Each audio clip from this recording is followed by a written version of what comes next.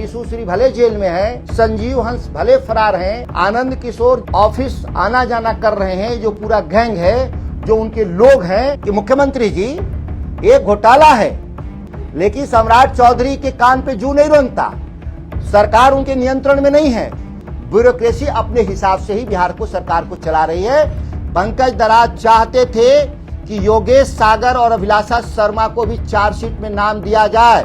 पूरी रीशु श्री के मामले में जेल में तमाम सुविधाएं उपलब्ध कराई जा रही हैं। वो बाकायदा उनको मोबाइल का पूरा एक्सेस दिया गया है कि वो बाहर अधिकारियों और नेताओं को मैनेज करके केस को रफा दफा करा लें, बेल ले ले। ना वो गैंग आर्थिक अपराध से डर रहा है, ना वो गैंग ईडी से डर रहा है। अप्रैल में एक फैसला लेते हैं सम्राट चौधरी का कैबिनेट कि बिहार के ही लोगों को काम दिया जाएगा 50 करोड़ से नीचे का। जो बैंक गारंटी दिए थे उस पर मैनेजर का दस्तखत नहीं, ब्रांच मुंबई का मोहर लगा था, एड्रेस कलकत्ता का उस पर था। ये मैं दावे के साथ कहता हूँ कि जब अप्रैल में निर्णय हुआ 50 करोड़ से नीचे, तो इसको रीपैकेज करके आपने 100 से 300 करोड़ क्यों होने दिया मुख्यमंत्री? देखिए, जब तक कुंदन कृष्णन पुलिस मुख्यालय में रहेंगे यही काम होगा। वो माफियाओं की सरगना है। जो अपराधी उनको चढ़ावा दे देगा, जो डीजी है वो उसको वो माफ कर देते हैं। या कभी टेंडर किया जाता था, कभी रद्द किया जाता था, कभी तकनीकी रूप से रद्द किया जाता था। और बिहार के लोग पानी जो पीते हैं गाँव में 50 से 60% घरों तक पानी नहीं जाता। मैं तो बहुत नाराज था पंकज दराज से कि आप जैसे काबिल अधिकारी के रहते कैसे दोनों नाम छूटे, योगेश सागर और अभिलाषा शर्मा का नाम, जिन पर पैसा लेने का आरोप था और साक्ष्य था और निलंबित थे, उनका चार्जशीट में क्यों नाम नहीं गया? एवियन इंफ्रास्ट्रक्चर प्राइवेट लिमिटेड और संजीव हंस के बीच 55 लाख रुपए का ट्रांजैक्शन हुआ। 3 बार पहले मैं प्रेस कॉन्फ्रेंस के जरिए बताया कि किस तरीके से बिहार में रीशु श्री, संजीव हंस, आनंद किशोर का गिरोह बिहार के ठेका, टेंडर और अन्य कामों को, ट्रांसफर पोस्टिंग से संबंधित कामों को मैनेज करने का जो एक गैंग बनाया था, जिसके बारे में ईडी ने भी एक जांच रिपोर्ट सबमिट किया। साथ में आर्थिक अपराध विभाग भी दोषी मानते हुए एफआईआर दर्ज कर कुछ लोग को जेल भेजने का काम किया। कुछ लोग अभी बाहर हैं, लेकिन वो गैंग अभी ऑपरेट हो रहा है। ये ऐसा नहीं है कि ये गैंग जो पुराना काम कर रहा था पुरानी सरकार में, वो अब स्थिर हो गया है। ना वो गैंग आर्थिक अपराध से डर रहा है, ना वो गैंग ईडी से डर रहा है। अभी हाल ही में लोक स्वास्थ्य अभियंत्रण जो पिछले महीने में, जून महीने में पूरे बिहार के नल जल का, जो गांव में जो नल जल लगे हुए हैं, उसके मरम्मती का एक टेंडर फाइनल किया। वह टेंडर है 3500 करोड़ रुपए का। हम जो पिछले वाले जो चर्चा में था नगर विकास विभाग और नमामि गंगे का, जिस पर ईडी ने 3000 करोड़ की पूरे घोटाले में संलिप्तता जाहिर कई लोगों के बारे में जो किया था, ये उससे बड़ा इस सरकार में घोटाले को अंजाम दिया जा चुका है। आप देखेंगे, एक अखबार की कटिंग है 2024 का 23/9/2024 का। इसमें साफ वही रिपोर्ट है जो आर्थिक अपराध ने किया। आर्थिक अपराध ने क्या कहा था कि वो उसमें एवियन इंफ्रास्ट्रक्चर प्राइवेट लिमिटेड और संजीव हंस के बीच 55 लाख रुपए का ट्रांजैक्शन हुआ था। ये जो एवियन इंफ्रास्ट्रक्चर की चर्चा इसलिए मैंने किया यहां पर कि एवियन इंफ्रास्ट्रक्चर और Nalanda, avian infrastructure private limited और नालंदा इंजीकॉन प्राइवेट लिमिटेड, ये दो ऐसी कंपनियां हैं जो 3500 करोड़ के ठेके को ज्यादातर इन्हीं को मिला है। और ये कोई कॉम्पिटिटिव बीट के जरिए नहीं मिला। वास्तविक रूप से देखें तो इनको टेंडर देने के लिए हर का साक्ष्य को छुपाया गया।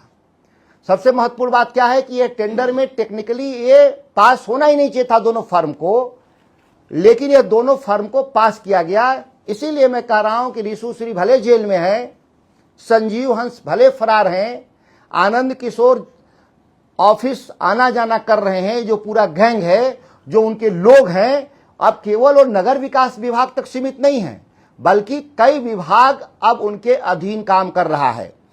अभी का जो वर्तमान सचिव है राजेश कुमार, इसने सारे नियमों को ताक पर, सारे कागजात देखने के बाद भी 3500 करोड़ का टेंडर देता है।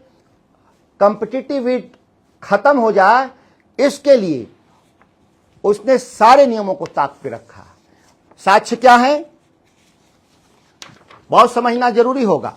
साक्ष्य क्या है कि हर कंपनी को यह बताना था कि आप पहले डिवायर हैं कि नहीं दूसरे विभाग में, देश के किसी कोने में। पिछले 5 साल से आप कहीं डिवायर नहीं। डिवायर का अर्थ ही होता है कि वह काम कहीं खराब किया होगा, जिसके चलते उसको डिवायर किया गया होगा और अन्य विभाग में काम करने लायक नहीं होगा। वह भी पूरा कंडीशन लिखा था 5 साल। फिर भी बिहार के ही नगर विकास विभाग में एवीएन, मैंने कहा ना कि ऋषु श्री जो गैंग है, आनंद किशोर का जो गैंग है, उसमें वो नगर विकास विभाग में एवीएन काम करते हुए डिवायर था, और डिवायर होने के बाद भी उसको यहां पर काम देने का निर्णय विभाग लेता है राजेश कुमार जो हैं। यहां तक नहीं, एक बड़ा इसमें और विषय है, वो बहुत जानना जरूरी है कि यह पूरा टेंडर की प्रक्रिया पिछले 1.5 साल से विभिन्न चरणों में यह कभी टेंडर किया जाता था, कभी रद्द किया जाता था, कभी तकनीकी रूप से रद्द किया जाता था। और बिहार के लोग पानी जो पीते हैं गांव में, 50 से 60% घरों तक पानी नहीं जाता। लोग नहीं समझ पा रहे थे, इस बिहार के लोग 13 करोड़ लोग जो नल जल पर आश्रित थे, कि हमारा पैसा भी खर्च हो रहा है सरकार का और हमारे घरों तक पानी नहीं पहुंच रहा है। लेकिन यहां जो गैंग है, किस तरीके से बिहार के लोगों को सुविधाओं से मतलब नहीं, अपने जेब भरने से मतलब था। इस टेंडर जो 1 जून को जो फाइनल हुआ है, इससे पहले यह जनवरी में टेंडर हुआ था। उस टेंडर में इन कंपनियों पर आरोप लगा कि ये फर्जी दस्तावेज के जरिए काम कर रहे हैं। तत्कालीन सचिव, ये अभी नए सचिव नहीं, इससे पहले वाले जो सचिव थे, प्रधान सचिव, बकायदा उनके नेतृत्व में जांच टीम बनाई जाती है, और जांच टीम बना करके पूर्णिया प्रक्षेत्र के 9 प्रमंडल हैं बिहार में, उस प्रमंडल के सभी टेंडर को रद्द किए जाते हैं, इस आधार पर कि उनके पास कागजात सही नहीं है। लेकिन बाकी 8 प्रमंडलों में ये जांच नहीं की जाती है, जिस आधार पे एक प्रमंडल में जो ठेकेदार हटाया गया काम से, बाकी 8 प्रमंडलों में उसको काम करने की अनुमति दी जाती है। इतना उस प्रभाव था कि सरकारी फाइलों को मैनेज करके यह कंपनियां, जो नालंदा इंजीकॉम प्राइवेट लिमिटेड और एवियन इंफ्रास्ट्रक्चर प्राइवेट लिमिटेड, यह 2 कंपनियां 3500 करोड़ में मोस्टली काम इन्होंने लिया। जो दूसरी कंपनी है एवियन कंपनी का दीवार रहते भी आपने इनको काम देने का काम किया। इसके बाद जो नालंदा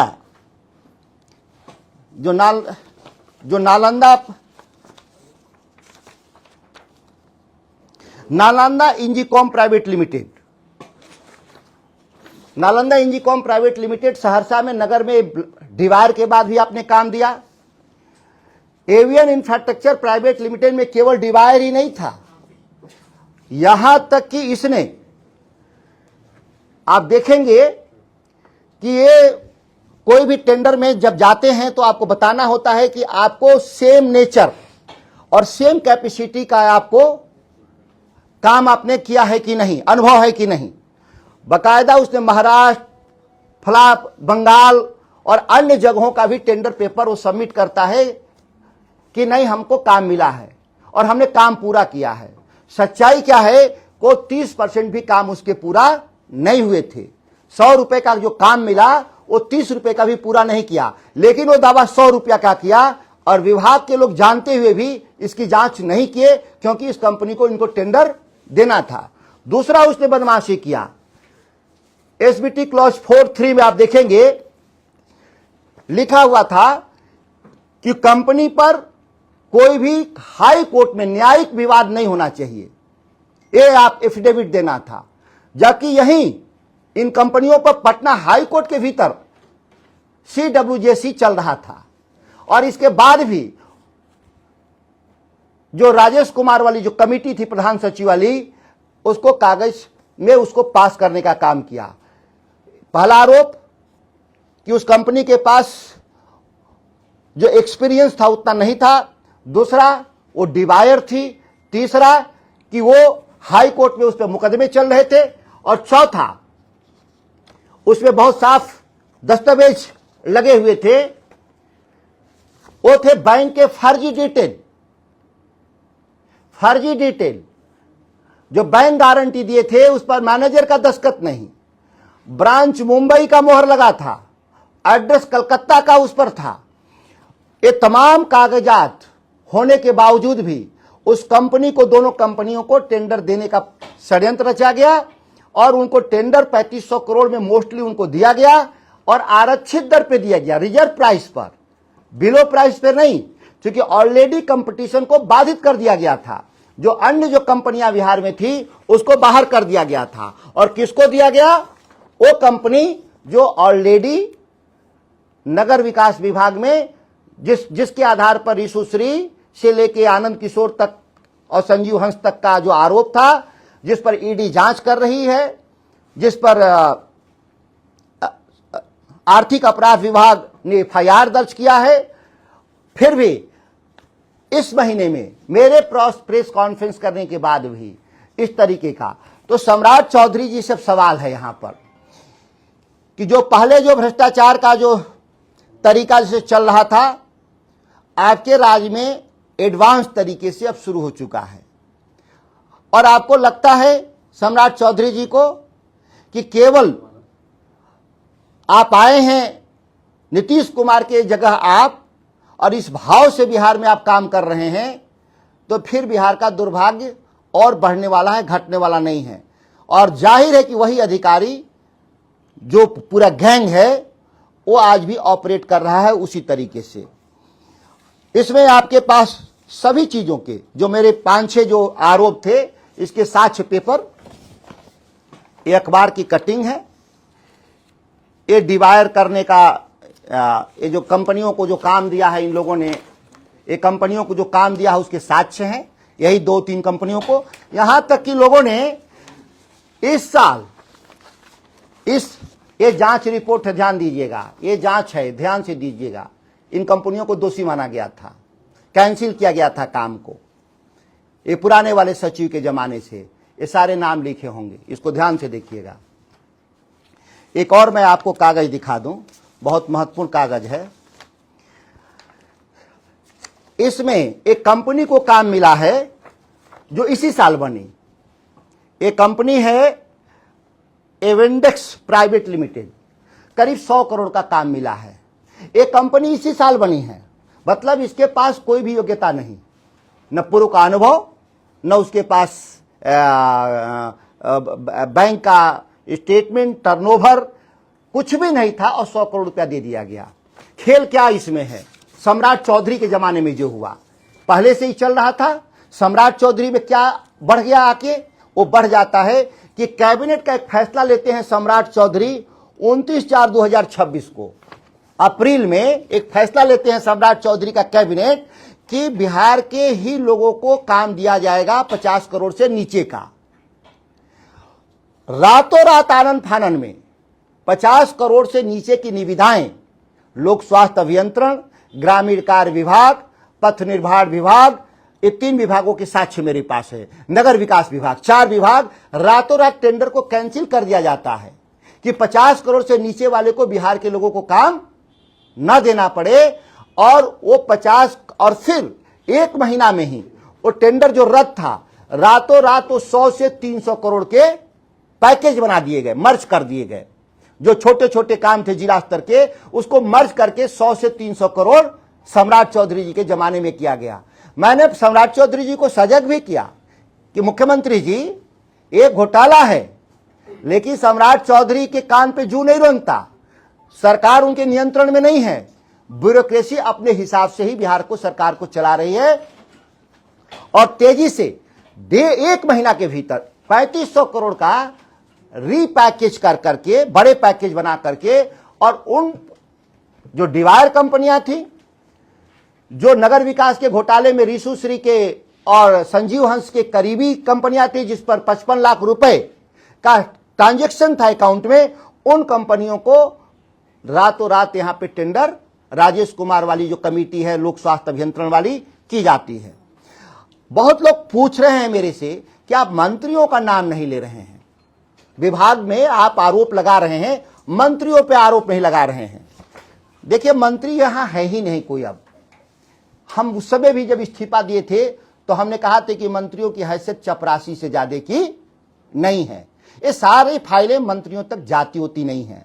हो सकता है जांच में किसी कोई फाइल गई होगी, वो मेरे पास साक्ष्य अभी नहीं है, तो ईडी जांच करेगी, आर्थिक अपराध जांच करेगा, तो ऐसे लोग भी पकड़े जाएंगे। लेकिन ये मुख्यमंत्री की जानकारी में हो रहा है सारा खेल। ये मैं दावे के साथ कहता हूं कि जब अप्रैल में निर्णय हुआ 50 करोड़ से नीचे, तो इसको रीपैकेज करके आपने 100 से 300 करोड़ क्यों होने दिया मुख्यमंत्री जी? और इसके बाद डिवायर company, blacklisted company, high court में केस चलने वाली कंपनी, और कोई भी कागज, एक भी कागज इन कंपनियों के पास ओरिजिनल नहीं है। और तो इसके बाद भी आप टेंडर दे रहे हैं, तो टेंडर देने वाले दोषी होते हैं अधिकारी, लेने वाला तो बाद में दोषी माना जाएगा। और ये सोच रहे हैं आईएएस अधिकारी कि हम बच जाएंगे, वो बचेंगे कोई नहीं। संजीव हंस जैसा सबका इलाज होगा। यहां पे देश में बैठे हुए कुछ लोग जरूर हैं जो न्याय करने के लिए बैठे हुए हैं। ठीक है, समस्याएं पैदा हुई हैं, लोग कॉम्प्रोमाइज हुए हैं, लेकिन अभी भी मुझे न्यायपालिका, जांच एजेंसियों के एक छोटे से हिस्से, बाकी तो ज्यादातर कॉम्प्रोमाइज है। पंकज दराज को क्यों हटा दिया गया? बहुत महत्वपूर्ण है कि वो चार्जशीट जो बरसों से पेंडिंग था, जिसको कोर्ट ले गए, पार्टली ले गए, मेरा भी उन पर आरोप था कि आप पार्टली ले गए। योगेश सागर और अभिलाषा शर्मा निलंबित थे, उन पर तो कम से कम आपको चार्जशीट दाखिल करना चाहिए था। हटाया ही गया उनको, पंकज दराज को। मैं बता रहा हूं साफ, सरकार समझ ले कि आपके ऑफिस में, सचिवालय में जो भी घटनाएं हो रही है मेरी जानकारी में है। पंकज दराज चाहते थे कि योगेश सागर और अभिलाषा शर्मा को भी चार्जशीट में नाम दिया जाए, लेकिन दबाव बनाकर उनको दोनों नाम नहीं भेजा गया। कहा गया कि पहले पुराने वाले जो हैं संजीव हंस और रीशु श्री, आप पहले तारणी प्रसाद को भेज दीजिए, सेकेंड स्टेज में इन लोग का देखा जाएगा। और सेकेंड स्टेज आने से पहले उनका ट्रांसफर उस विभाग से कर दिया गया केस को मैनेज करने के लिए। ये आज आपके सामने उद्भेदन कर रहा हूं। मैं तो बहुत नाराज था पंकज दराज से कि आप जैसे काबिल अधिकारी के रहते कैसे दोनों नाम छूटे, योगेश सागर और अभिलाषा शर्मा का नाम, जिन पर पैसा लेने का आरोप था और साक्ष्य था और निलंबित थे, उनका चार्जशीट में क्यों नाम नहीं गया? लेकिन मुझे एकदम विश्वसनीय सूत्र से पता चला कि वो चाहते थे कि ये दोनों अधिकारियों का नाम जाए। और जब शीर्ष पर लोग समझ गए, जो गैंग लीडर, जो आईएएस अधिकारी हैं, रातों रात सम्राट चौधरी से उनको यहां से ट्रांसफर कराने का काम किया गया। किसके दबाव में किया गया कभी मैं बताऊंगा।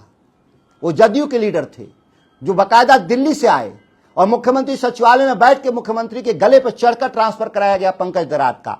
मैं पंकज दराज को यहां कोई क्लीन चिट नहीं दे रहा हूं, ये भी मैं बता रहा हूं।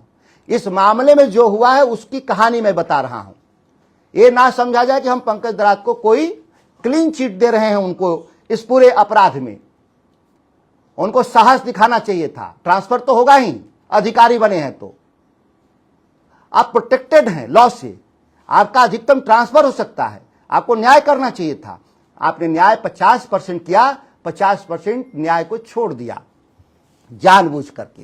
यह भी मैं कह रहा हूं, जानबूझ के गलती से छूटता है। हो सकता है कि इतना तथ्य के साथ मैं आपसे बात कर रहा हूं, कोई बात इसमें छूट जाए।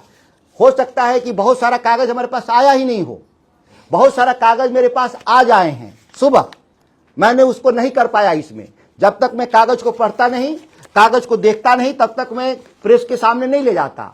इस मामले में कुछ आज दस्तावेज आए हैं जिसको मैं पढ़ रहा हूं। 3-4 दिन के बाद अगर हम रहे पटना में, क्योंकि मुझे कल बांका जाना है, किसानों का वहां जमीन लूट का फिर वहां पे है, जैसे मोतिहारी में जमीन लूट हुआ है, बांका में भी 1200 एकड़ की जमीन लूट करने जा रही है सरकार। वहां से निकलेंगे तो पार्लियामेंट का सेशन है, इसीलिए हो सकता है कि आपसे इस बीच में न मुलाकात हो सकता है कि मैं प्रेस कॉन्फ्रेंस दिल्ली से ही कर करके बाकी चीजों को बताने का काम करूंगा।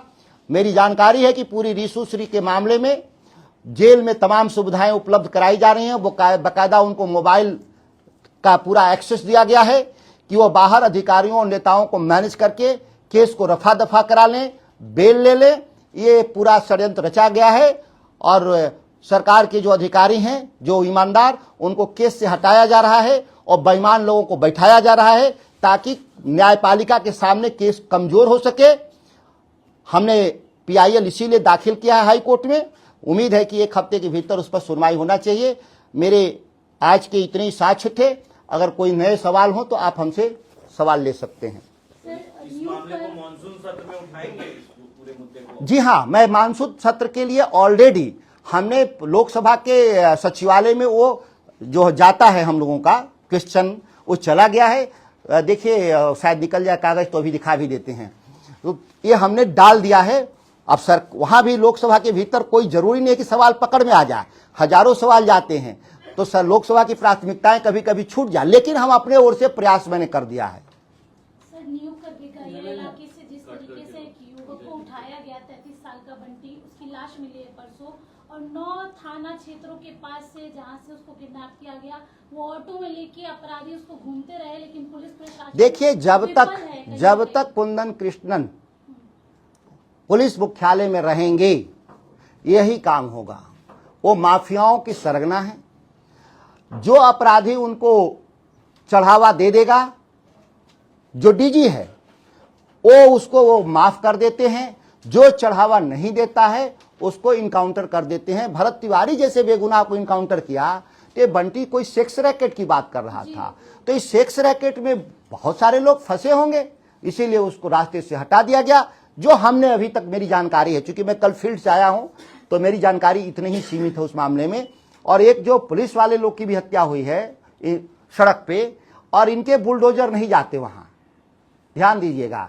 इस तरह के मामले में बुलडोजर इनके बंद हो जाते हैं। बुलडोजर जाते ही हैं इनके बेगुनाहों के पास, जो अपराधी हैं उनके तक नहीं जाता। ये हमारा तारांकित प्रश्न चला गया है लोकसभा में। जो ED का जो जांच हो रहा है रीशु श्री और संजीव हंस आनंद किशोर वाला, वो चला गया है। मुझे उम्मीद है कि लोकसभा में यह आ जाना चाहिए डिस्कशन में।